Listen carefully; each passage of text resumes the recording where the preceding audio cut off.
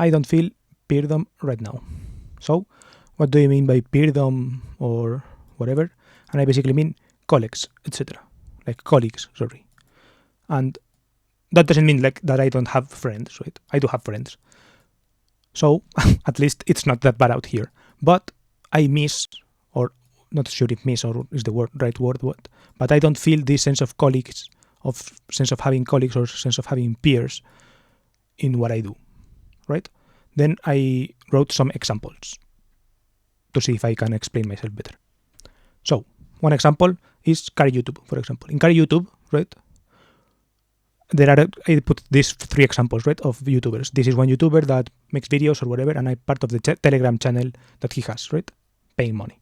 That is not peerdom, right? Paying money to being on someone's channel or supporting one's channel is not being his peer. It's just, I don't know, you get to be a little bit closer, but it's not peerdom, right?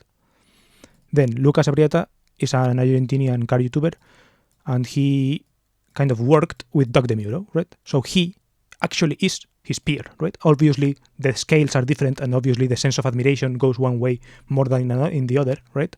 But it's still considerable peerdom, right? And then there is like one kid from Argentina, let's say, this guy, right? He has 2,000 subscribers, right? So he's not a huge legend or whatever the fuck. But I watched a couple of videos of his, and they are funny, they are good, or whatever, right? Nice. But he replied to a couple of he replied to this video, for example, or to comments that I've left on his videos, and his responses are like so fucking stupid, right? That I cannot take them seriously as that I can't take them seriously as someone who is like looking for peers or whatever, or that sees me as his peer, for example, even though at the smaller scale that we are, right? Even though we are at this small scale, my comments to his videos are not received in a valuable, like he doesn't value them, and he doesn't value my videos as like in a sense of peer, right? So I get this sense of like, so on car YouTube, I have nothing to say there, right? I don't belong on car YouTube in any way, right? And I wrote here, in general, these people's peers are from outside of YouTube. Okay, yes. This is also because for Guille Alfonsin, right? This guy, he's a car YouTuber. He makes videos about cars. He has a podcast. And the thing is that how does he source the cars that he makes videos about, right? Press cars or whatever, right? Outside YouTube. That's a world outside YouTube.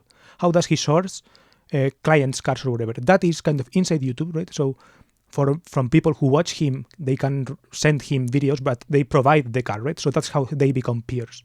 They become peers through the cars. And I don't have interest in cars myself, right? I have not cultivated myself in that way.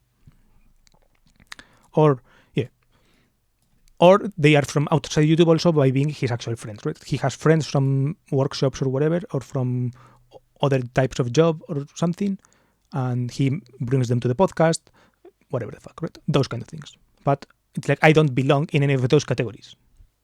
Yet or currently. I don't know when, but I don't belong. That's the point of the video.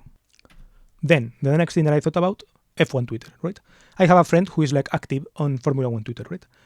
And I feel like that is a sense where you get a place where you get kind of some peerdom, at least, or you get some peers. Why? Because F1 Twitter is not like under any delusions or whatever, right? You are not under any kind of delusion of your peers being the fucking Lando Norris is not your bro, right? Carlos Sainz is not your fucking daddy or whatever, right?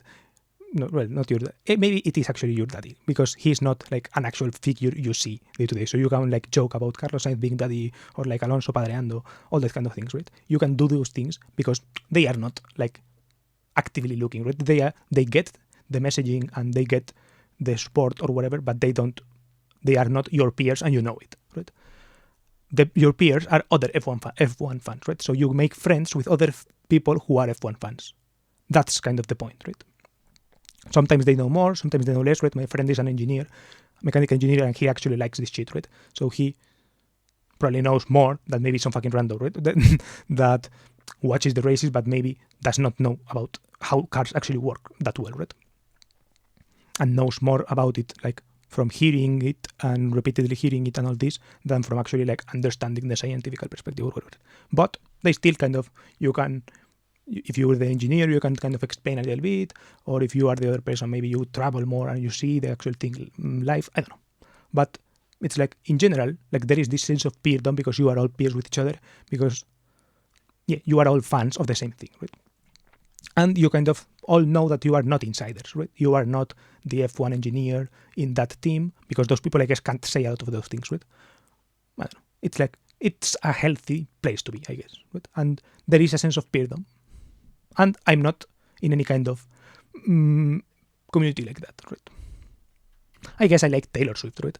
But I'm not. I used to be way more active in the Taylor Swift forums, or Taylor Swift Discord and all that, but I'm not that active anymore, right?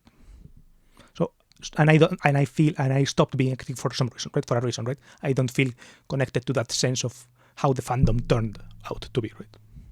And I wasn't putting all my thought into Taylor Swift and all this, right?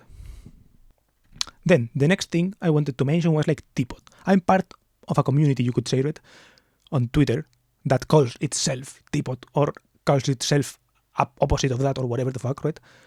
The point of that is that it's kind of illegible, right? Peerdom is more or less illegible, right? It's like, just by the fact that you know it, you can say that you are it, right? It's not kept in that way.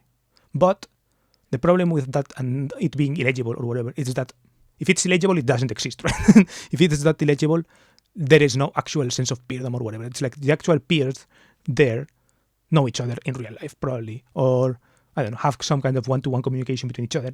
Those kind of things. Have one-to-one relationships, and I don't have a lot of those, right? Also, the problem with it being illegible or whatever is that, for example, this is a tweet that Visa posted. This instance is kind of a reply to this, what are some hacks that Paul Miller posted, right? And Visa posted this kind of seek excellent peers, aka work to earn the respect and admiration of people you respect and admire. Surround yourself with good people and they'll nudge you in all the right ways, right? So this is kind of seek peers. Seek excellent peers, right? And my point is that, okay, that's good advice, I guess, right? But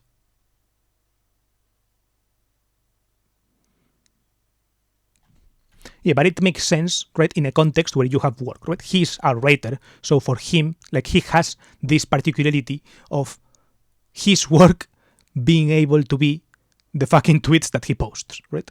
That is kind of his particularity.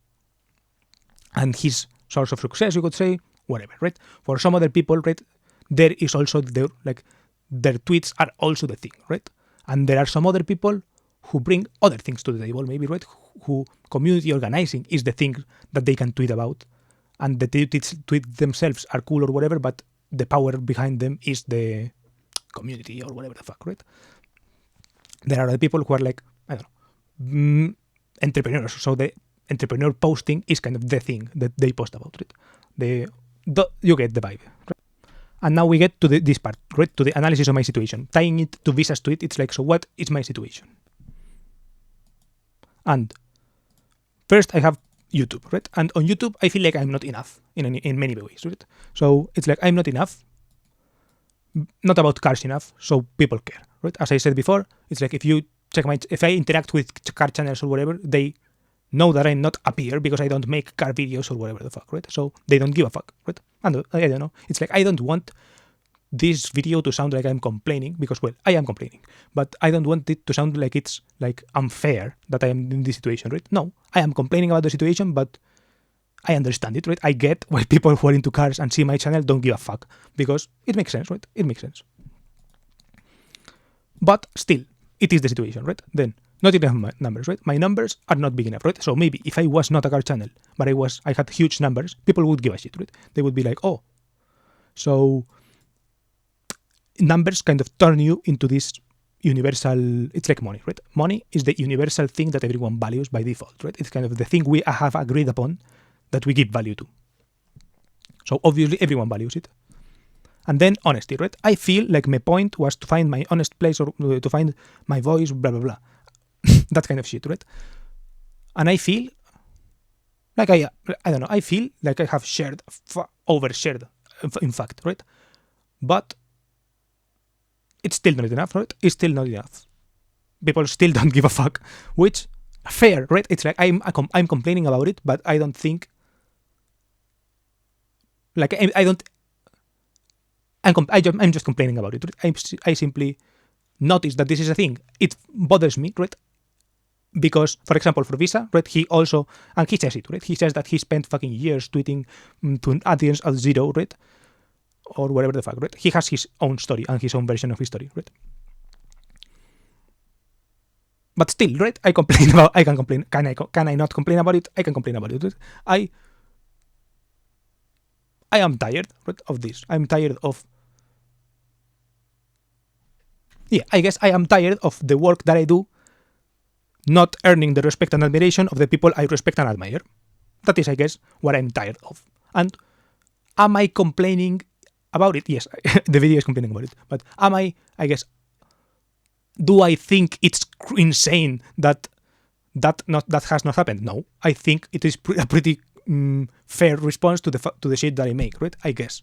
But still, it bothers me and I complain about it. That is the situation and that is what infuriates me of my situation, I guess.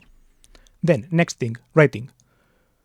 I write a lot. That's the problem, right? I write a lot, but it's always in these, I guess, non-peer scenarios. For example, YouTube comments. I have found some small success with Visa, by the way. The beauty of it was that it was not planned or architected, right? The thing is that I was commenting on his videos the way I comment on, like, not everyone's videos, but the way I comment on videos in general that move me to write things, right? And I guess he was like the first person to move me into a bit closer of a peers relationship, right?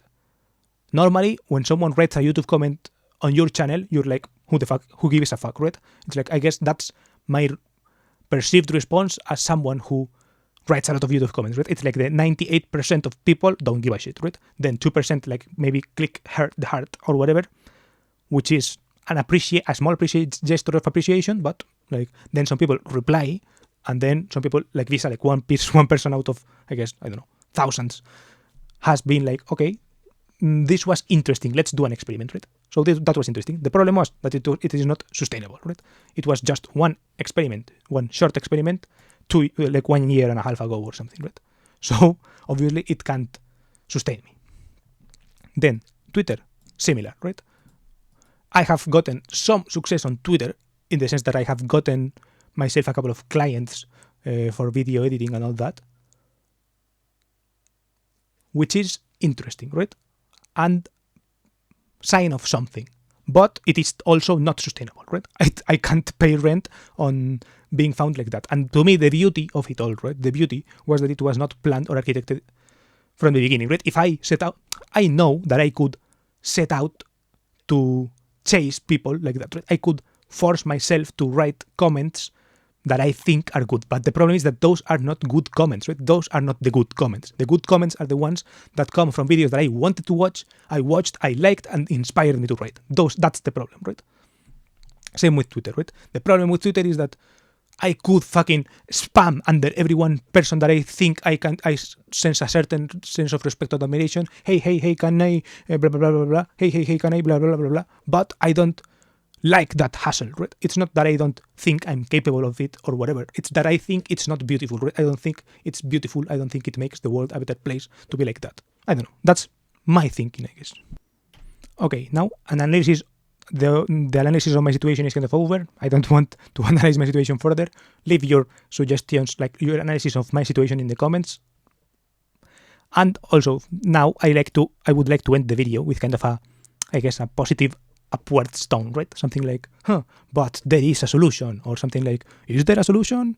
Or something like that, right? Or something like, is it over? No, like, we are so back, that kind of thing. So, but I don't know, right? I don't know what to say, but I want to give that vibe, right? So it's like, I don't know, but you can leave the solution in the comments. And yeah. In the meantime, I am going to keep navigating aimlessly as I have been doing. Is that a problem? I don't know. Maybe should I think of something towards what I could aim, like tying it back to the video about towardsness and awareness, right? Probably I should find some towardsness on something, right? But I don't know. It's harder. I don't know. It's hard. That's it. You can watch maybe that video. Watch that video about towardsness if you want to know what towardsness means, and then like compare the two videos and be like, okay, didn't you say this thing in this video which contradicts what you are saying here? Maybe. I don't know. Goodbye.